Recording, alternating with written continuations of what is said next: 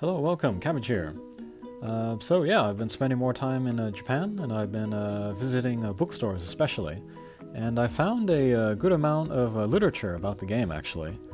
And so yeah, maybe I'll start a series where I take a look at different books and magazines about Monster Strike, and yeah, do some on-the-fly translation.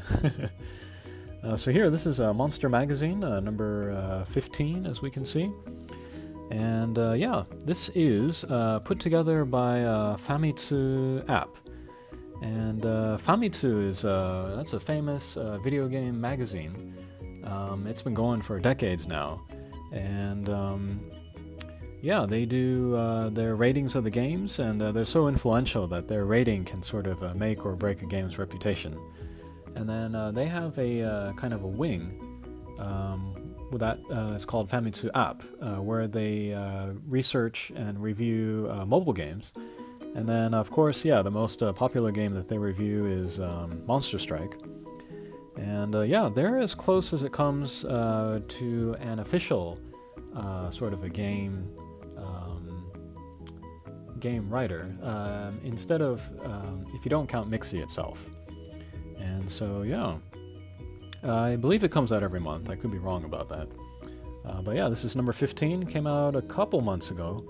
And then I chose this one, of course, because it has Sakura, my favorite character, on the cover. And this is an alternative piece of artwork, which was done by a manga artist. And yeah, she is available in the Hatcher and the JP version as well. Same stats and everything, just a different look. So yeah, well, let's have a look inside. So here we got the table of contents, and then this is kind of a, this is an announcement of the summer episode of the Monster Strike anime. I believe this magazine came out just right before that was released, so yeah, they got the details there. And then, yeah, the voice actress for Kiss Kill Leela is pretty famous, so yeah, everyone was very excited about that.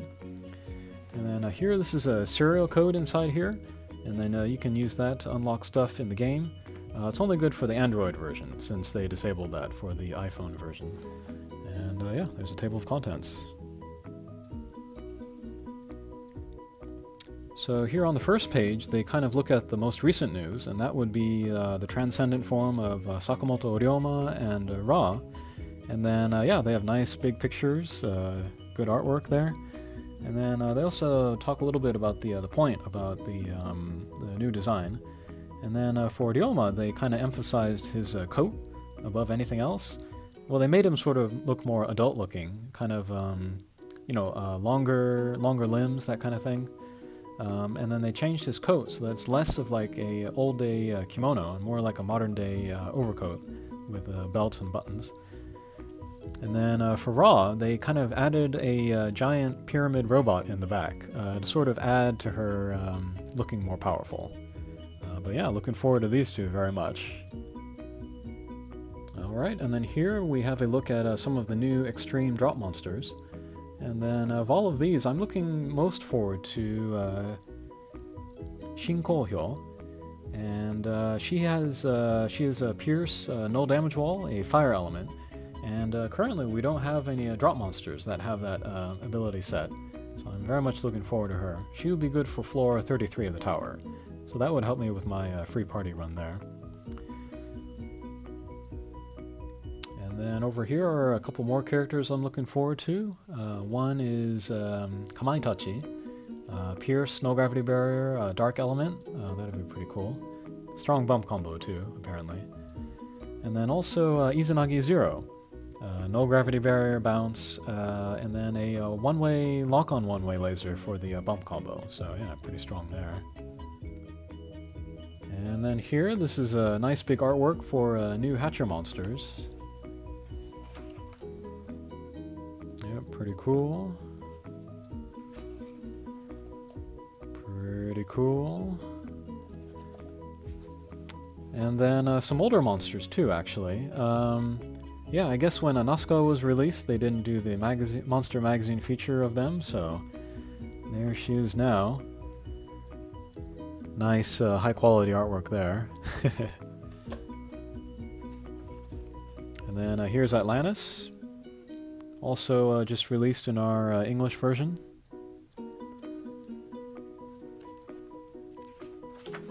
And finally, Moo.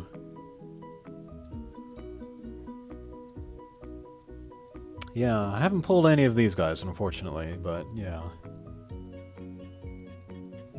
And this is pretty interesting. This is an interview with one of the game designers, and then he goes by the name of John here, and this is specifically about Marishten, which was the first impossible mission that this guy designed. So yeah, they have an interview with him about his experience and his thought process. So I'll go ahead and translate this. They ask him when he got started on designing the mission, and he says it was about a little bit more than 2 months before the mission came out. And that the first thing they did was kind of design the character, and then also do the voice for the character, and then they handed it off to him to, say, make a mission for him. And before then, the other missions that he designed were Gargoyle, Poltergeist, Yeti, Zhang Zhao, and then he said his mission for each of those was to make a stage that kind of rewarded player skills, and then also provide some good balance for which characters would be good for the mission, and then most of all make a mission that's fun. And so they asked him about his thinking behind the Marishten stage, and they say, or he says, he wanted to make a mission where you really think about the positioning of your characters, and then in this case, from the left to right. And then, he said one unique characteristic about the Marishten mission is that the boss is always in the middle of the stage. If you think of other missions, they're usually in the sides or the corners, but Marishten is in the middle every stage. So that's pretty cool. And then, as for the gimmicks, the damage walls and the mines, it's his policy to not create a stage with those first. What he does is he creates the stage without the gimmicks, and try to make it fun to play without the gimmicks, because he reasons that if a mission is not fun to play without gimmicks, it's not suddenly going to be fun to play with gimmicks. And that makes a lot of sense, actually. And what's next? The first thing that he sort of focused on was that very big vertical laser that Marishten has. And then he kind of likened it to crossing a bridge, like crossing a bridge across the danger zone. And that if you can, stay out of that danger zone, then you can do very well in the mission.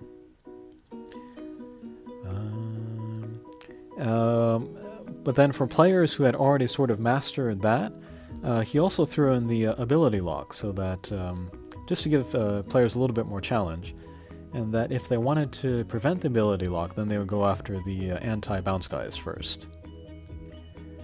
And what else does he say? But yeah, if a player becomes very good at the mission, they can play through it with characters that have only one or the other null gimmick. Or if they're very, very good, then they can get through it without any null gimmicks at all, like with Sakamoto Ryoma. So yeah, he's very focused on making a mission that rewards a player's skill. And what else does he say?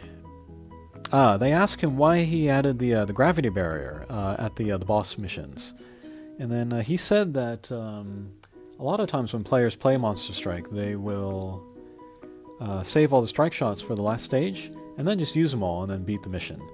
And so John here, he wanted to make it so that you couldn't really do that with this mission by adding gravity barriers, so that you have to kind of think about your timing and then not use all of your strike shots at once. So that's kind of cool. I think that'll do it for this page. Alright, and then looks like next they ask what was the reason to put in Rakshasa in there. He's the red fire element in there. And then the developer was thinking, Kushinada is a perfect monster, gimmicks-wise, to take on the mission. But just to give Kushinada users a little bit more trouble, he added that red element guy in there. And else?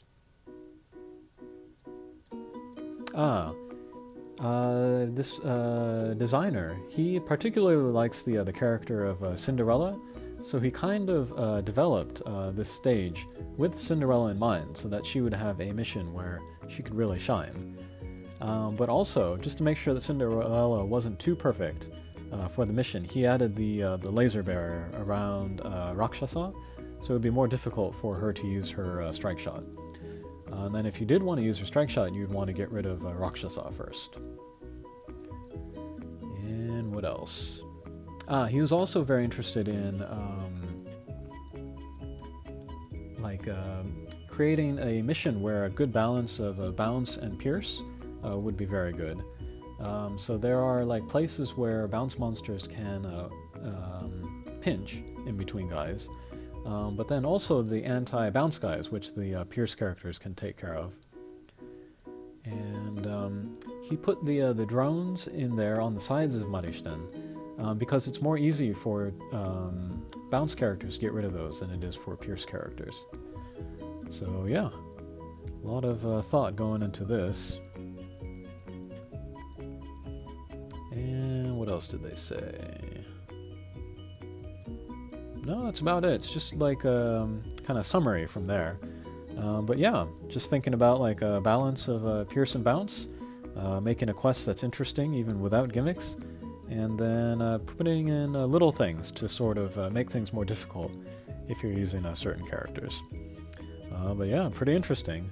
This is definitely my favorite part of the magazine, was to look at the thought process behind the level design. And then the next issue looks like they talk about Daikokuten, so maybe I'll pick that up and then translate that too. Alright, so here they have a little bit of sort of mission strategy for the different things. The new quest here, Izanagi Zero, and then some older quests like Kirara and Titanium.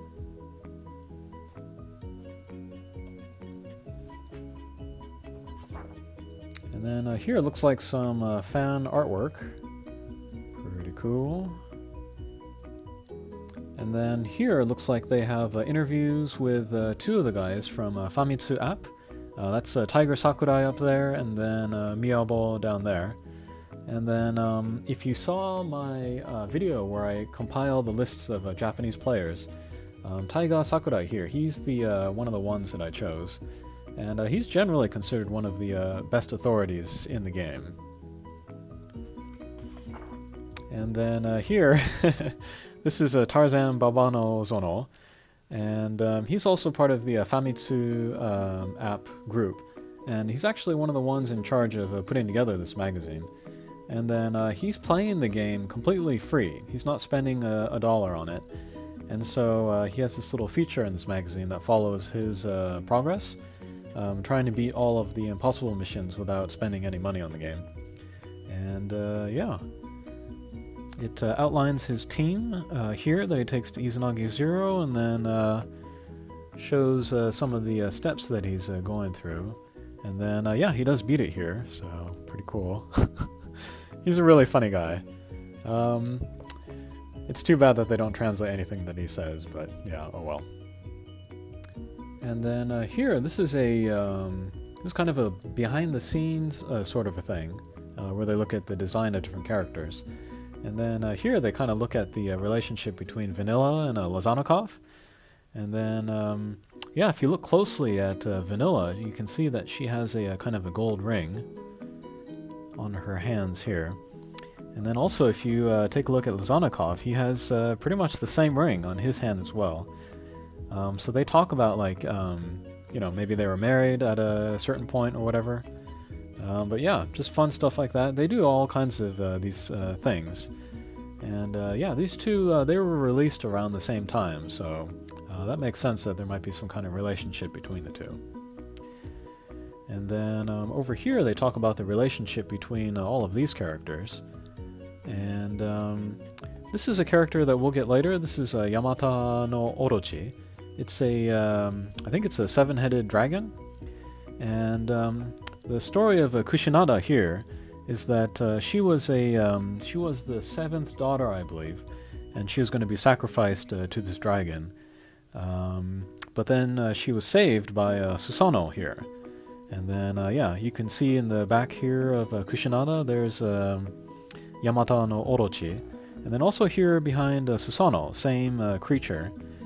And then, let's see. I forget what the relationship is between Yamato Takeru and Susanoo, but you can see that they have the same sword there. So, yeah, pretty cool. Oh, and just for trivia's sake, Susanoo is Izanagi, and he's Izanagi's son, I believe. So, yeah, they're all related. Alright, and then we're almost at the end. This here is the interview with the manga artist who did the alternate artwork for Sakura. It's Okubo Atsushi.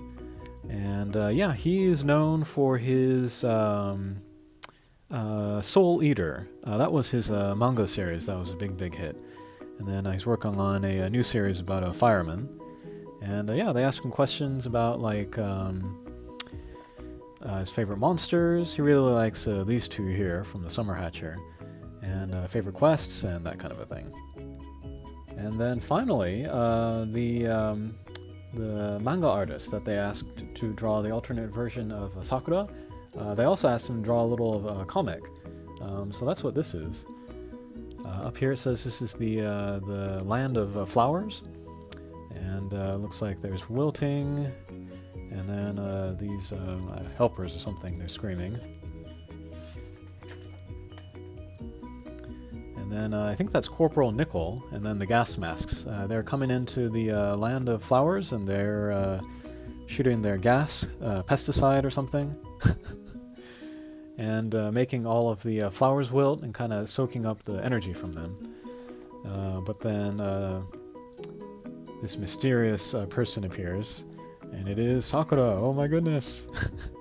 And then she has a clock, if you look at her pre-evolution version. And then she turns back time here. Whoops.